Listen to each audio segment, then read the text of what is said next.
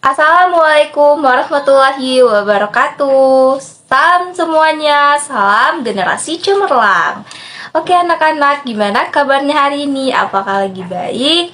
Atau lagi bahagia? Atau alhamdulillah ibu, kabar kami hari ini baik. Ibu doain semoga kabar kita semua baik ya. Oke, sebelum Ibu memberikan pembelajaran hari ini, Ibu akan mengajak kalian untuk tepuk semangat dulu nih. Supaya apa? Supaya kalian semangat dalam mengikuti pembelajaran hari ini. Yuk kita tepuk semangat. Jadi sekarang Ibu peragakan terlebih dahulu. Nanti kedua kalinya baru kalian ikutin ya.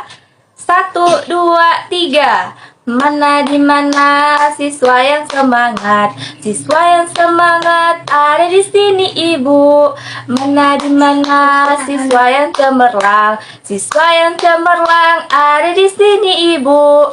Mana di mana mana di mana ada di sini ibu. Nah, sekarang kita nyanyi sama-sama ya. 1, 2, 3. Mana di mana siswa yang semangat? Siswa yang semangat ada di sini ibu. Mana di mana siswa yang cemerlang? Siswa yang cemerlang ada di sini ibu. Mana di mana di mana ada di sini ibu. Oke, tepuk tangan dulu untuk kita semua ya. Nah, tadi udah tepuk semangat kan? Pastinya jauh lebih semangat dong ya. Udah siap kan untuk mengikuti pembelajaran Ibu hari ini? Kira-kira ada yang tahu nggak ya kita mau belajar apa hari ini? Ibu punya teka-teki nih tentang pembelajaran kita hari ini. Cerita hewan yang berwatak seperti manusia. Ada yang tahu nggak nih? Apa namanya?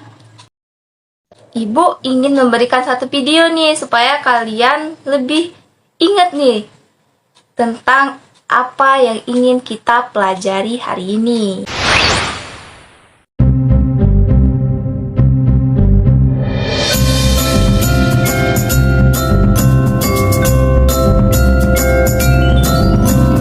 Mari dengar wahai kawan, hikayat lama berwajah baru, penuh nasihat dan teladan. Inilah pada zaman dahulu, sedap dan manis gula melaka, enak dimakan bersama sagu. Hikayat lama harta pusaka, turun temurun hingga ke anak cucu.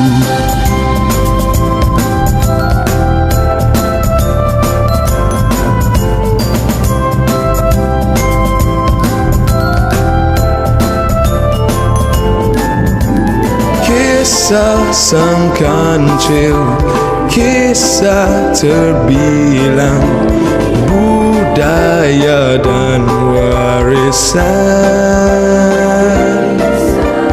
Ingat dan baca, simpan dan sayang untuk masa depan. Teringat lagi satu cerita. Tak dengar, nak dengar. Pada zaman dahulu, 1, 2, 3, lekuk. Kepala buaya, aku ketuk. 4, 5, 6, lekuk. Jantan betina, aku ketuk. Kisah dongeng dan seloka sentiasa sekar sepanjang waktu, penuh petua dan jenaka. Inilah pada zaman dahulu. Nah, sudah nonton kan tadi? Pasti udah inget dong, udah pernah nonton dong. Udah lama itu filmnya, pasti dari kalian kecil udah pernah nonton yang namanya Pada Zaman Dahulu. Pada Zaman Dahulu ini menceritakan tentang hewan yang berwatak seperti manusia. Jadi apa Bu namanya kalau menceritakan tentang hewan yang berwatak seperti manusia? Namanya adalah fabel. Jadi pembelajaran kita hari ini mengenai tentang fabel. Ibu akan kasih tahu pengertian lebih luas lagi tentang fabel. Disimak ya. Fabel adalah bentuk narasi, biasanya menampilkan hewan yang berperilaku dan berbicara sebagai manusia, menyampaikan pelajaran moral, dan seringkali dirumuskan secara eksplisit di bagian akhir. Fabel juga merupakan cerita fiksi berupa dongeng yang menggambarkan budi pekerti manusia yang diibaratkan pada binatang. Tokoh utama fabel adalah hewan yang jinak dan hewan yang liar. Mengapa tokoh di dalam fabel itu hewan, Bu? Karena karakter binatang dalam cerita fabel dianggap mewakili karakter manusia. Hewan di fabel diceritakan mampu bertindak seperti manusia, tetapi tidak menghilangkan karakter binatangnya. Kisah-kisah yang diceritakan dalam dongeng biasanya sangat sederhana dan mudah dipahami. Untuk memahami dongeng, pembaca atau pendengar tidak perlu tahu semua tentang karakter. Hanya satu watak penting. Karena alasan tersebut, hewan atau binatang sering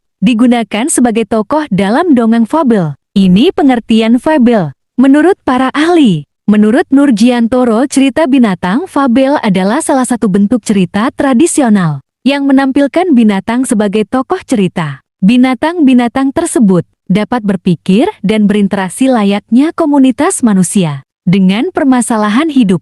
Itu dia tadi anak-anak, pengertian fabel secara luas. Nah, sekarang Ibu akan berikan ciri-ciri dari fabel. Ciri-ciri fabel yaitu: 1. Bersifat fiksi atau tidak nyata. 2. Bagian pendahuluan biasanya langsung to the point dan singkat. 3. Tokoh yang diperankan adalah para binatang. 4. Watak para tokoh yang digambarkan dalam teks, ada yang baik dan jahat. Setelah ciri-ciri, pasti di fabel ada yang namanya struktur. Di dalam sebuah fabel pasti memiliki struktur dan unsur. Nah, ini Ibu bahas strukturnya dulu ya, sebagai berikut. Struktur fabel yaitu: pertama, orientasi. Struktur atau bagian pertama dari fabel merupakan orientasi. Orientasi sendiri bisa dikatakan sebagai bagian pembuka dari sebuah cerita fabel. Pada bagian ini biasanya akan disajikan pengenalan terkait para tokoh, latar tempat, dan waktu. Selanjutnya, struktur yang kedua dari teks fabel adalah komplikasi. Komplikasi adalah bagian yang berisi masalah atau konflik dalam sebuah cerita dari teks fabel. Bagian ini biasanya memuat beberapa konflik yang berasal dari kepribadian salah satu tokohnya. Resolusi. Setelah disajikan konflik dari teks fabel, bagian berikutnya dari teks fabel adalah penyelesaian dari masalah atau bisa juga disebut resolusi. Resolusi sendiri biasanya berada setelah terjadi klimaks atau puncak permasalahan. Hal ini dikarenakan resolusi menjadi cara untuk memecahkan. Terakhir, keempat, koda. Setelah seluruh komponen cerita selesai disajikan, bagian terakhir dari fabel adalah koda. Koda ini bisa diartikan sebagai penjelasan terkait perubahan yang terjadi pada tokoh setelah mendapatkan masalah tersebut, sebagai sebuah cerita yang penuh akan nilai moral. Nah, itu dia tadi anak-anak penjelasan tentang struktur di dalam sebuah fabel. Sekarang Ibu akan menjelaskan tentang unsur-unsur yang ada di dalam sebuah fabel. Unsur-unsur yang ada di dalam sebuah fabel itu ada dua, yaitu pertama unsur intrinsik. Unsur intrinsik itu meliputi tokoh, tema, alur, latar, sudut pandang, gaya bahasa, dan amanat. Jika unsur ekstrinsik itu meliputi nilai moral, nilai sosial yang ada di dalam sebuah fabel tersebut. Pertama, tema. Tema adalah masalah inti yang merupakan dasar untuk sebuah cerita. Oleh karena itu, dalam rangka untuk mendapatkan tema dalam cerita, pembaca harus membaca cerita untuk menyelesaikan. Kedua, latar. Latar belakang informasi tentang waktu, suasana, dan juga lokasi di mana cerita tersebut berlangsung. Ketiga, tokoh. Tokoh merupakan pemeran pada sebuah cerita. Tokoh pada cerita dapat berupa hewan jika di fabel.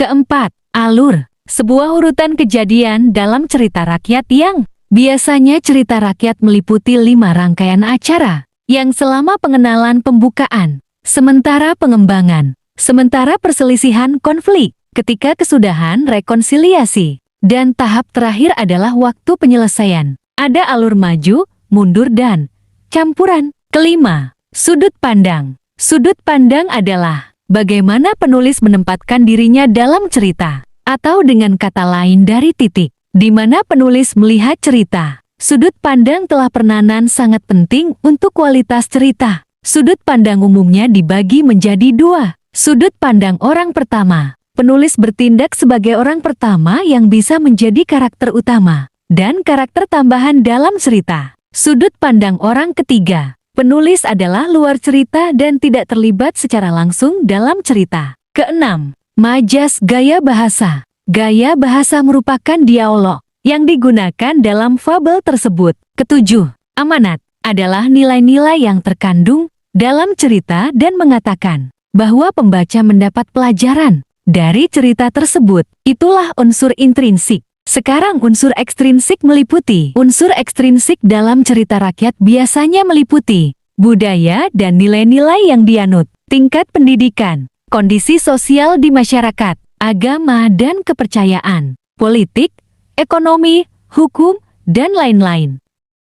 Nah, tadi kita sudah belajar kan pengertian fabel, ciri-ciri fabel, unsur-unsur fabel, dan struktur fabel. Jadi udah kenal yang namanya fabel ya, sudah paham cirinya apa, pengertiannya apa, unsurnya apa. Sekarang tinggal Ibu menceritakan kembali dari salah satu contoh fabel yang berjudul Merpati dan Semut. Ini adalah sebuah cerita antara semut dan merpati. Jadi, suatu hari semut sedang merasa kehausan karena cuaca yang begitu panas. Dia pun menghampiri sebuah sungai. Ketika di sungai, semut pun tak sadar. Kakinya pun tergelincir dan masuk ke dalam sungai. Nah, semut pun terbawa arus. Dia berusaha untuk meminta tolong, namun tak ada yang mendengarkannya. Tak ada satupun hewan yang ada berada di sekitarnya pada saat dia terjatuh. Semut pun berteriak, "Tolong, tolong, tolong!" Seperti itu kan. Tetapi tidak ada yang mendengarkannya. Semut pun mencoba kedua kali. "Tolong!" Lebih keras, "Tolong!" Lebih keras, "Tolong!" Seperti itu. Hingga merpati pun hinggap tuh di dekat pohon yang memiliki sebuah buah. Nah, namun merpati belum menyadari ada keberadaan seekor semut yang sedang hampir tenggelam. Semut pun sudah sangat terlelap karena banyak sekali meminum air sungai. Semut pun dengan suara yang rintih, dia meminta tolong, "Tolong, tolong, tolong," seperti itu. Nah, merpati pun menyadari keberadaan semut. Akhirnya merpati menjatuhkan daun ke sungai tersebut tepat di atas semut. Semut pun naik ke daun tersebut dan mengayuhkan kakinya, meminggirkan daun tersebut ke tepian. Akhirnya semut pun selamat karena merpati. Keesokan harinya, merpati pun mencari makanan dan hinggap di sebuah pohon yang memiliki buah. Nah, pada saat itu ada seorang pemburu yang ingin memburu merpati. Pada saat itu juga ada semut yang sudah ditolong oleh merpati kemarin. Semut pun melihat bahwa merpati yang sudah membantunya itu ingin ditembak oleh seorang pemburu. Semut pun menyadarinya dan segera berlari mendekati pemburu itu supaya senapan atau tembakan itu meleset. Semut pun bergegas, berlari sampai dia naik ke tangannya seorang pemburu itu. Dia gigit tangan pemburu itu ketika pemburu yang ingin menembak senapannya ke merpati. Akhirnya senjata tersebut meleset dan suara dor menyadari merpati bahwa ada ancaman bahaya. Merpati pun meninggalkan lokasi tersebut. Dan ceritanya pun selesai. Jadi, dari cerita tersebut, kita bisa menyimpulkan memiliki amanat bahwa kebaikan akan dibalas dengan kebaikan. Jadi, berbuatlah baik kepada orang, kepada sesama, agar ketika kita mengalami bahaya, orang tersebut bahaya atau sedang kesusahan, kita akan mendapatkan kemudahan. Nah, itu tadi contoh sebuah fabel yang berjudul Merpati dan Semut. Sekarang Ibu akan memberikan soal latihan kepada kalian berikut ini. Nah, itu tadi contoh sebuah fabel yang berjudul Merpati dan Semut. Sekarang Ibu minta kalian menjawab soal-soal latihan yang telah Ibu berikan berikut.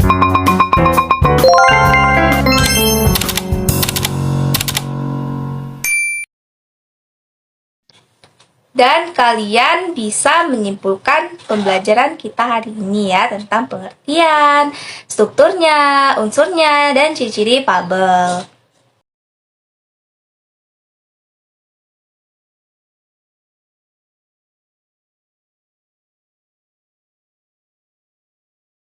Menjadi kenyataan, kata menjadi pilihanku, menjadi yang terang dalam hidup.